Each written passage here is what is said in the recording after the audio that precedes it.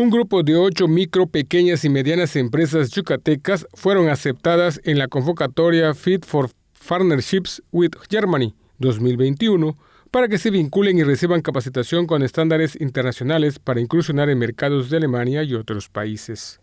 El Instituto Yucateco de Emprendedores, la Secretaría de Economía, Ministerio de Economía y Energía de la República Federal de Alemania y su Embajada en México apoyaron a 8 empresas que fueron seleccionadas de entre 24 del país que participaron en el proyecto. El First Partnership with Germany capacita de forma gratuita y con altos estándares internacionales a las MIPYMES en habilidades para que incursionen en otros países, así como tener contactos de negocio con compañías alemanas en actividades de manufactura, automotriz, alimentos, salud, industria 4.0, energía, manejo de residuos, software, artesanías, construcción, logística y servicios.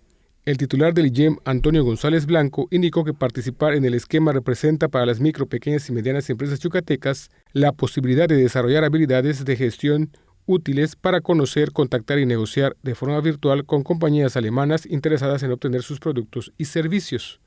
El funcionario estatal precisó que contribuye al esfuerzo por superar los impactos económicos generados por la pandemia e impulsa la reactivación de la economía del Estado.